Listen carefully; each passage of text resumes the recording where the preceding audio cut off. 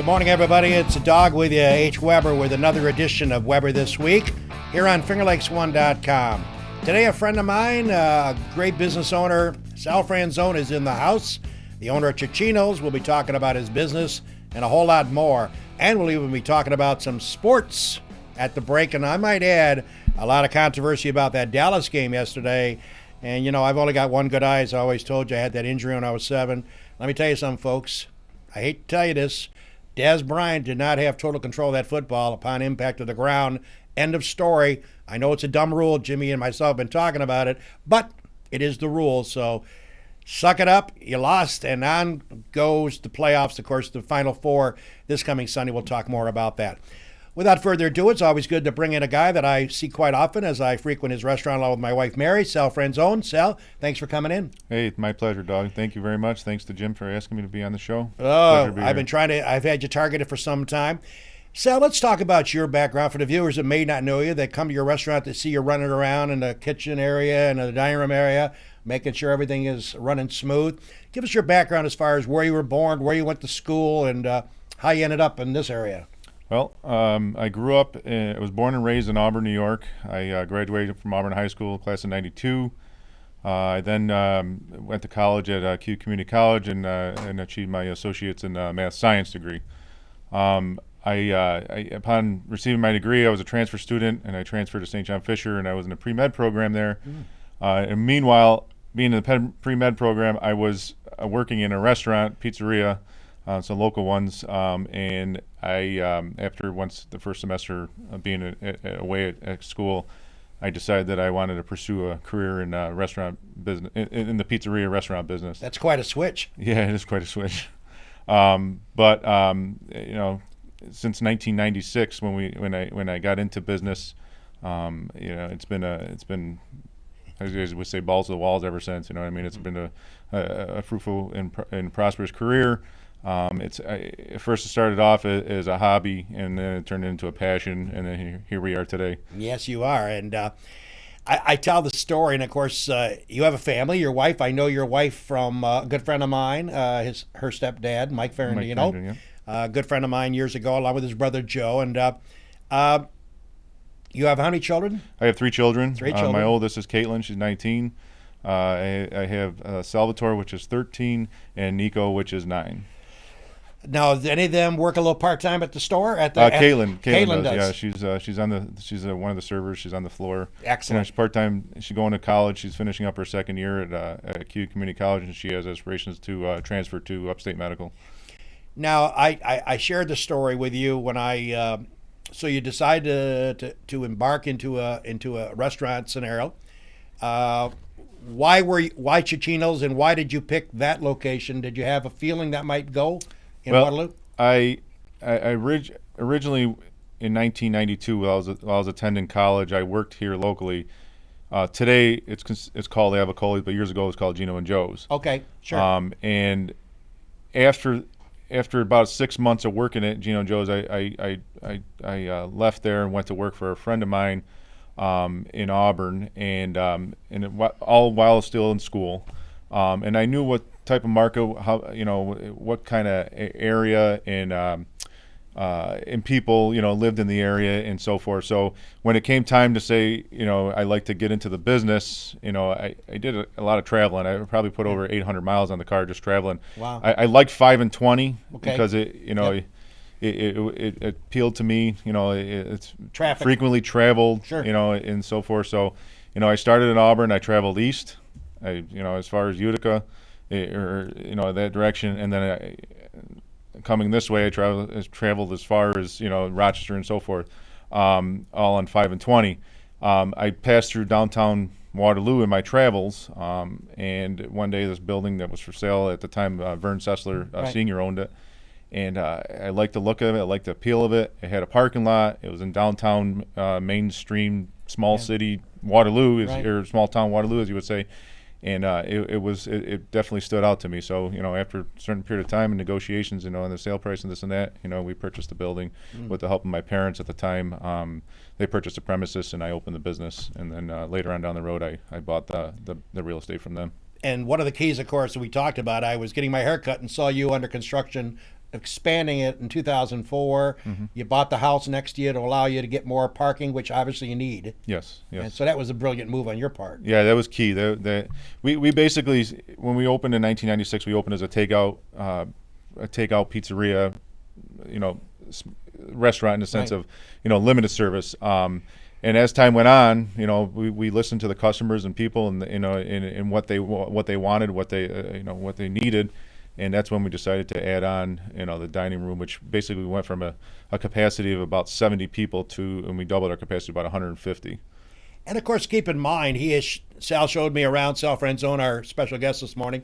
Sal, of course, showed me the facility upstairs, which is a private party complex. That's sort of like a hidden jewel. Yes, it is. And that came about in 2010.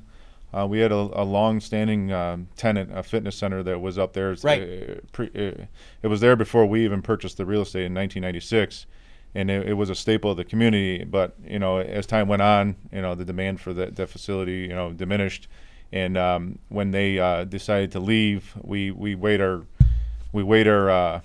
how do you want to say? We weighed our options in whether we wanted to get a tenant in there or go after a tenant or to take over the space ourselves. Being on the second floor, it required handicap accessibility. Sure. So we looked at the option to put an elevator in and then finding a tenant and then building it out, whether it be apartments or a commercial tenant.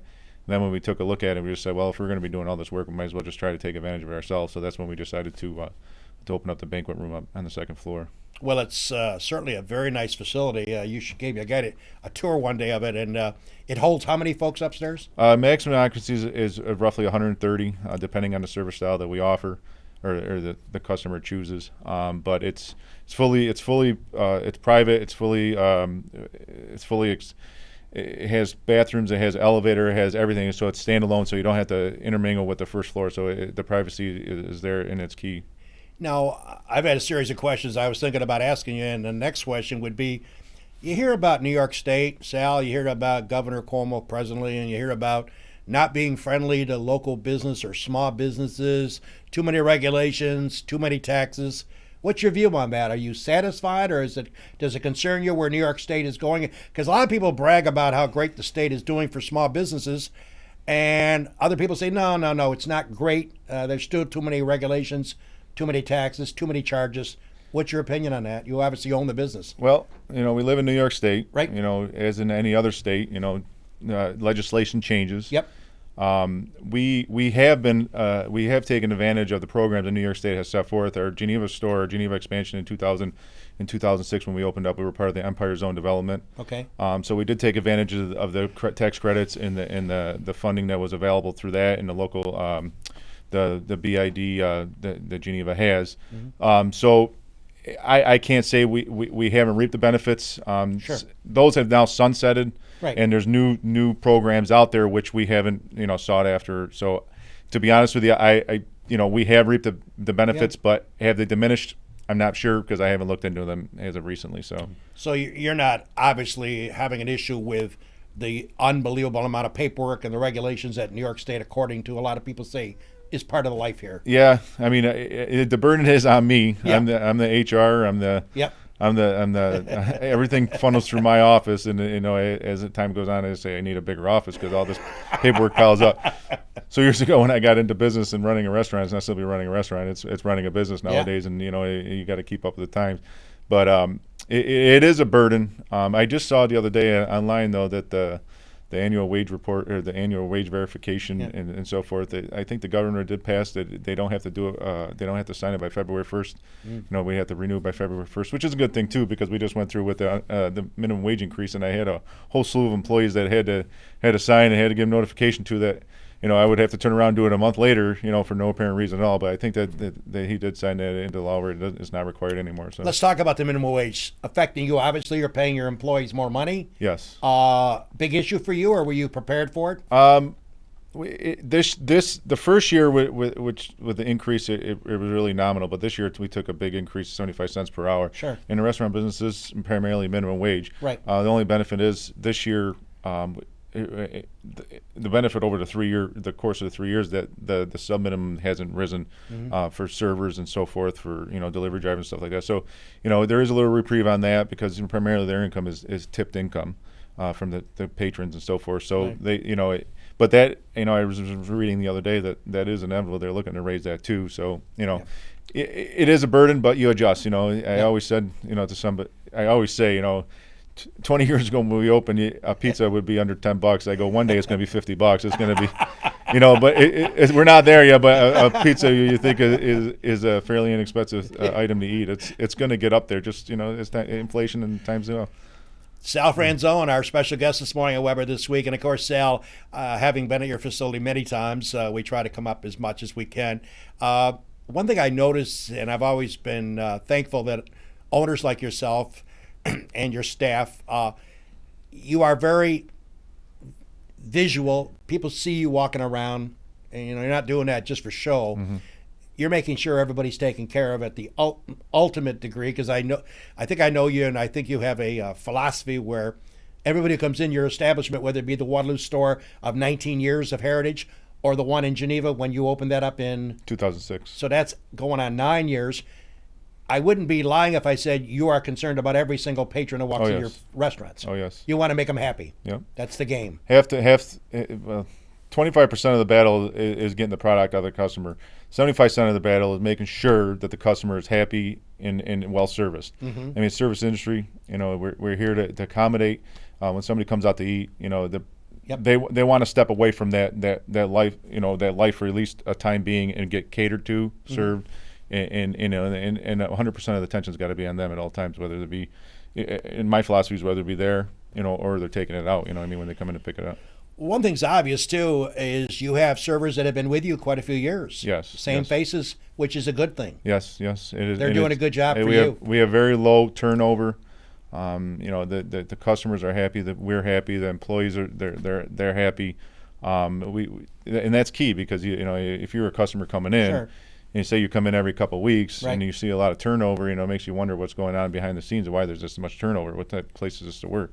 And we've been very fortunate where our staff is long-term. They're dedicated. We have a great core of employees. Granted, we have our seasonals.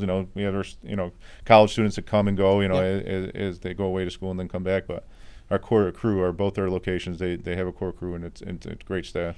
Well, I'll tell you, folks, Sal has done a great job with the business up in Waterloo and Geneva, and we'll continue to talk to Sal about other issues. What's his input on Lago?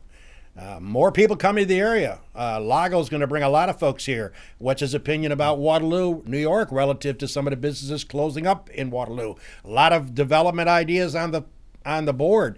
They're going to come to fruition. We'll continue our discussion, take our commercial break, come back, talk about a couple of sports items, and then we'll go back to Sal. This is Weber This Week on a Monday, the 12th of January, 2015.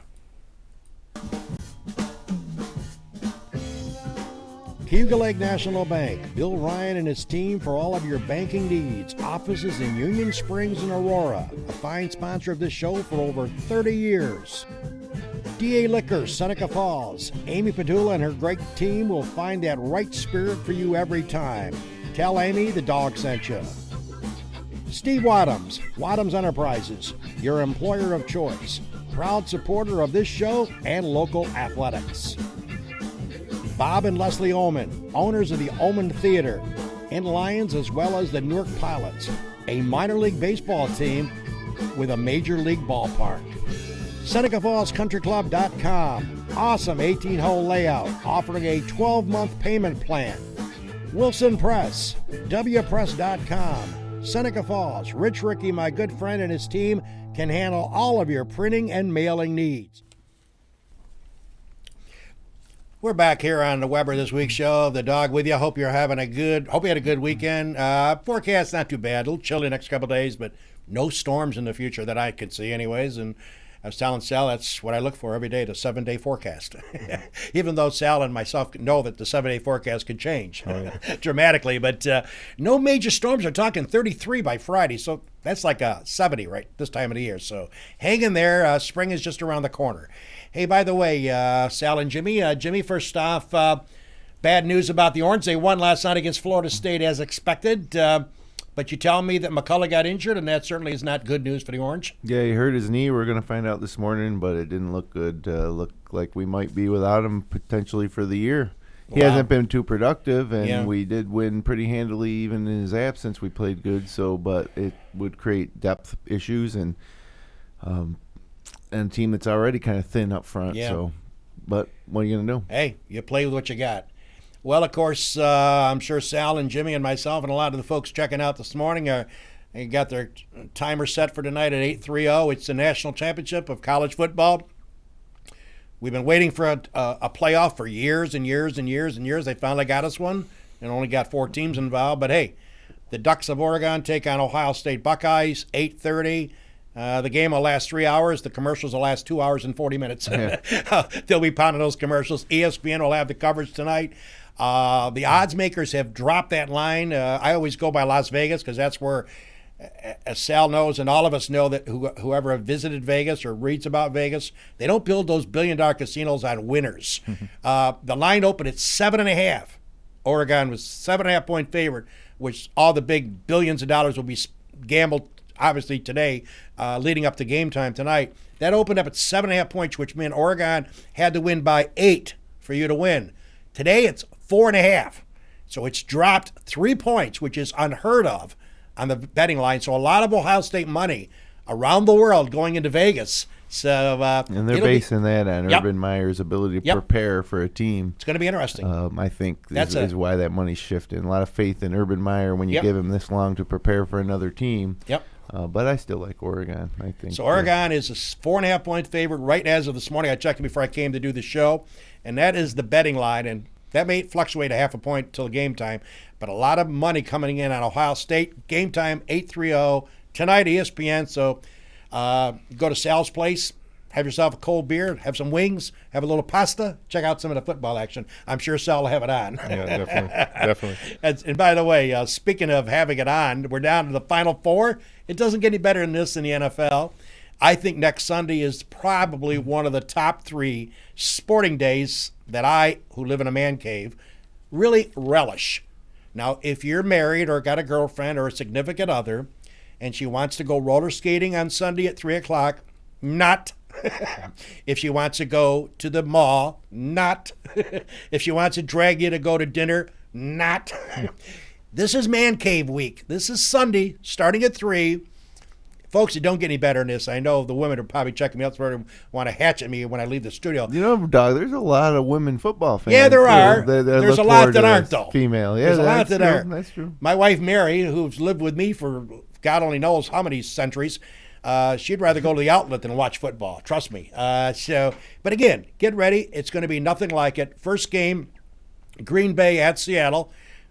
Green Bay is a 7-point underdog. No, I stand corrected. Green Bay is a 7.5-point underdog to Seattle and the 12th man, and that crowd out there is phenomenal. That starts at 3, and then at 6:30, the New England Patriots will host the upstart Indianapolis Colts. They are a 7-point favorite. New England, big games, should be a classic Sunday, and I definitely would like you to check that out, and I hope you'll join me and a host of other people that are going to be in our man cave with our Sal refreshments, and maybe some pizza, and maybe a couple of wings. Definitely.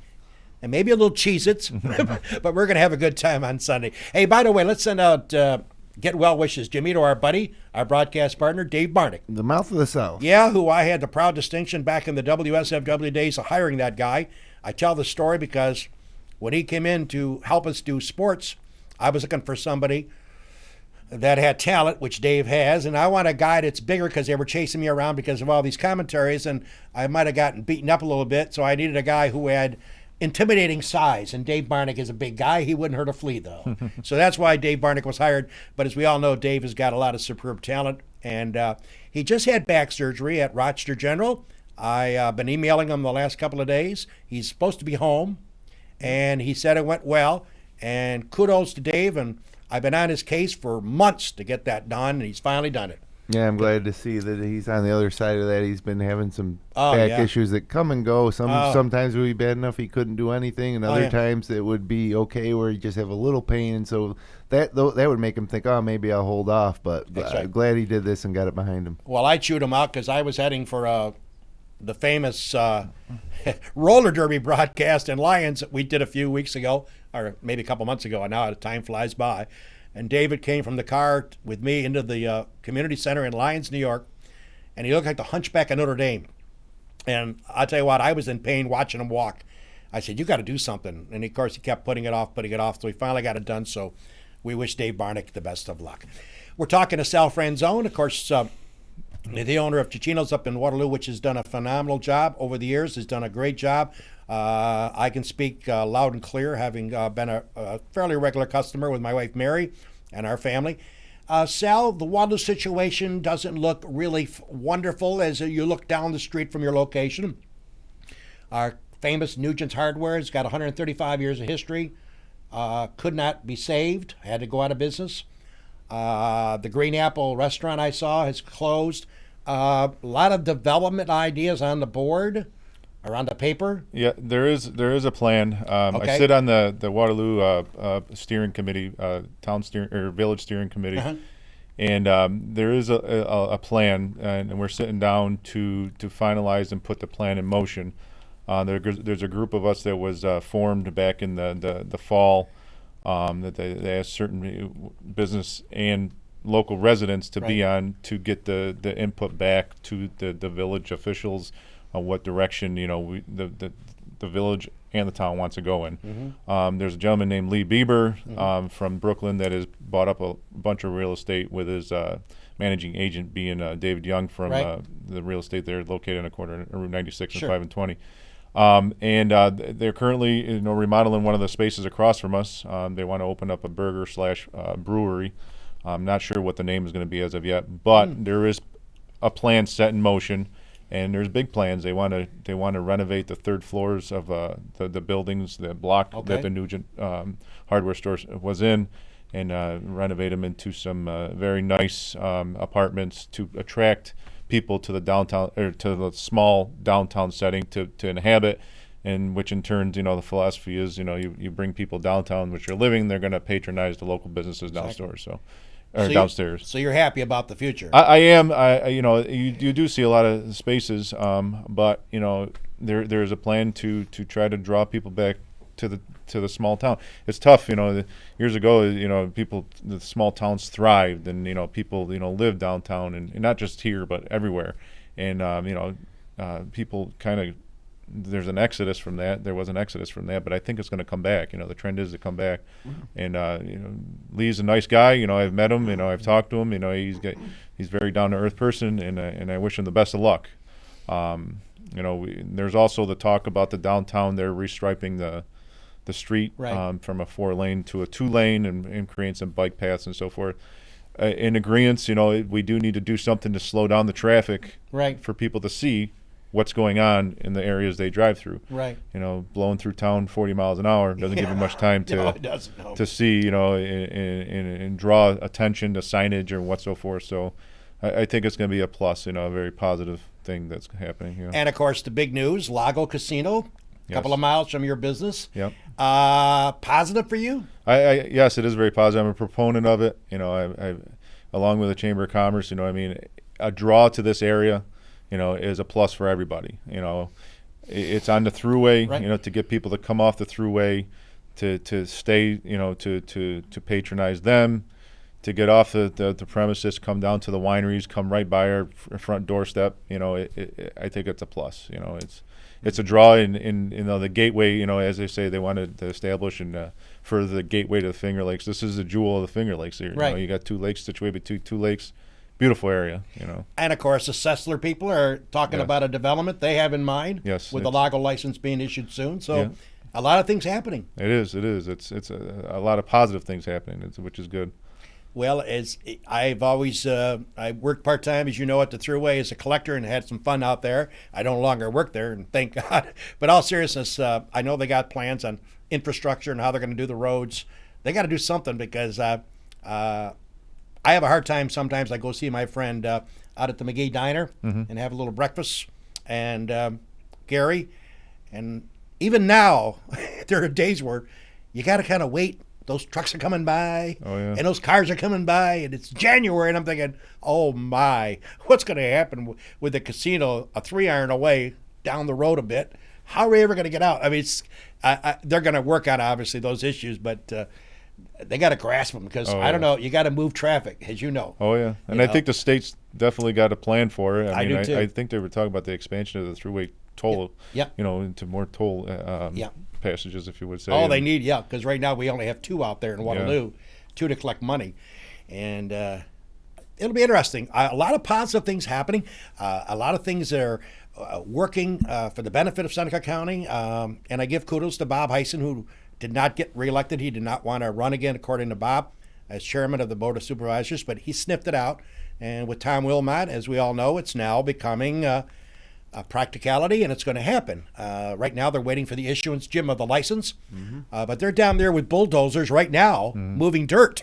I went by with Mary the other night to show her where this is going to be. And for you that don't know, as you come off the thruway in Waterloo, you take a quick left, go over that bridge, there it is. Boom. I mean, it's smack dab right there. And then, like, you have to drive a long way off the thruway. So it's going to be interesting. Time will tell, and the area's all excited. I'm sure some people aren't excited about it. There's certainly a faction of folks that didn't want it there and don't want it there, and who knows? There may be more lawsuits coming. We don't know. But it's going to be probably hard to overcome all that because, we the voters said we wanted up to 4 casinos in New York State. We allowed it to happen. We did a referendum to say to move it on. The legislature voted for it. The gaming board has been involved. So I guess, with all respect to the Dollies who've been on this show who are against it, they got a tough road to climb to overturn that at this 11th hour, in my view. So we'll have to wait and see. Sal Franzone's been nice enough to spend a half an hour with us. And Sal, as you look forward to upcoming years and upcoming months, I know you're always playing around with your menu to try to bring out new dishes. Is that something that you think about on a monthly basis? Could I add a different dish because it's popular or getting asked by people that you don't have currently on your menu? Is that something you look at on a quarterly basis or something you decide when you make a change? Our main menu, we usually change once a year, every 12 months. But we do have a lunch menu, a monthly lunch menu that comes out every 5 to 6 weeks. And that allows us to keep our menu fresh. Anything trending, you talk to your purveyors, hey, anything selling, that you can recommend this and that. And it allows us to bring something in for a limited time to try out, to offer to the customers and give them a little bit of variety. Off of those menus, we do take dishes and say, hey, this worked out really well. This is an option to put on our regular menu a year round, when it comes time to do that. It is a costly process to change menus. Oh, sure. And especially, our in-house menus and so forth and signage and so forth. So that's why we limit it to once a year. Oh, yeah, absolutely. So, the one thing that impresses me the most, because the restaurant business, obviously very, very difficult business, but you seem to have it down to a pretty nice science, and the consistency, whether it's you get a dish in Geneva, it's the same as Waterloo, you get a dish in September, it's the same as in February, and, I have my favorites at Ciccino's, but when I go there or even order to deliver, I have confidence that what I order is going to be the same as the last time. That seems to be something very hard to do in the restaurant business. And you've been able to do it despite expanding and having all these employees. What's the trick? It's constant communication. We have a core crew of our cooks, our core crew of cooks that have been with us a long time. So between the communication and their training and their repetition, we try to keep it as mainstream and as efficient and as possible. Our specials, we leave it up to the chefs to come up with daily specials and stuff like that. So their creativity, that's on their part. But our menu items and so forth, it's practice and practice, which makes perfect. I'm glad you asked that because when you have 2 independent. We're considered a chain, but they're considered independent restaurants. Each premises prepares from scratch their tomato sauce, their pizza sauce, their dough, everything in-house. It's not like you get the major chains where they have stuff shipped in and it's made in a centralized location. Exactly. So you're going to get the same product in a chain because it's made their distribution centers and so forth. But with us, with our core crew and the training and them being on top of it, we do maintain a consistent product and it's important. You know, it's very important because we're only 7 miles apart, and if you get people that cross back and forth between stores, you know, they can tell the difference. Yeah. You know, and sometimes they bring out, you know, oh, your pizza tastes a little different, this and that. You know what I mean? We go back, we look at the recipe, and all I can attribute to is, hey, the water's different. You know, it's from different lakes. Yeah, right. You know. Now, could we see down the road, Sal, in a few months or a few years, another location in Auburn, another location in Victor, another location down the road? I don't have any concrete plans as yet, but you know, never say never. Never say never. There's something always going on, brewing in my head. You know, heck, you never know. If I'm still alive in 10 years, I could bring you back in for another interview, and you could have like 25 restaurants. Yeah. Hopefully, my kids or somebody will be sitting here in my place. You know what I mean? In 25 years. No, I think you'll still want to be a part of it. Hey, thanks a lot, Sal, for taking time out. My pleasure. Thanks for asking me to join the show. It's great to have Sal on. Thank you. And again, check it out, Ciccino's. Again, it's an outstanding place, great service staff. It's just enjoyable to go up there, have a beer. I used to go up there by myself, sit at the bar when I would do a broadcast, and just fun to talk to the bartender and have some fun. And again, you see Sal walking around a lot over there, so it's good to be on top of the business. Doesn't sit home, doesn't count his money. He wants to be a part of the business, and that's what I love about an ownership. Stay involved. Too many businesses run by, proxy. Yes. You won't see that from Sal, but he does want to have Sunday off, so give the guy a break. So let him relax with his family. Hey, by the way, folks, a reminder, next week, of course, we bring in a couple of supervisors. Speaking of development, we have the likes of, Cindy Lorenzetti, who we need to open up and get a more exuberant. She doesn't say much, just kidding, Cindy. She never lets anything go by without a comment. Of course, the new chairman of the Seneca County Supervisors, Don Earl, elected. I'm sure she'll have a comment about that, where the board sets on many of the issues. I'm sure she will be quite outspoken on several topics. We love to have Cindy. Her sidekick, my good friend Steve Churchill, also a Democratic Seneca County Supervisor. They'll be in on a couch, both of them, next week. Then on the 26th, we have Mrs. New York, young lady Jessica Larb. Sal said he met her. She seems very, very nice over the phone. We'll look forward to having her on the couch. She may bring a guest with her, too, a friend of hers. That'll be on the 26th. And then, of course, speaking of guests, we have on February 2nd, across the street, Blossoms by Cosentino, Joe and Kelly Cosentino. Speaking of small businesses, they do a great job. They're going to be our guests for the show on the 2nd of February. And why is that important? Because I get them on the hottest day, speaking of Sal and the wings and pizza for Super Bowl, how about 2 weeks before Valentine's Day? They'll be here on the 2nd of February. Hey, by the way, Jimmy and the crew will be busy with our continuation of high school basketball here on Finger Lakes One. We've had a lot of comments of our coverage. We think we do a great job with it. Check us out. This coming tomorrow night, Tuesday the 13th, Jim will be going out to the south end of the county. As Naples comes into town, Big Green against South Seneca, Jim will be doing the play-by-play. Jimmy, who's working with you tomorrow? Kevin Korzeniewski. Kevin K. Along Dennis Lay will be also running a camera. Jason Hunt and Jeremy Hunt will be the producer for tomorrow night's broadcast. Airtime about 7:20. So speaking for Sal Franzone and Jimmy Senecrobi, the dog, thanks for joining Weber This Week, My Way.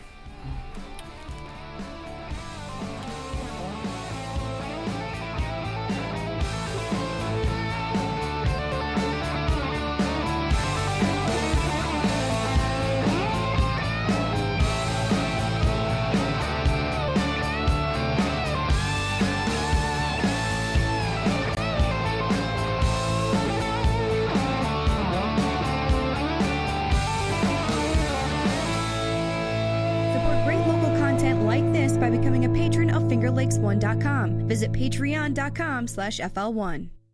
FingerLakes1.com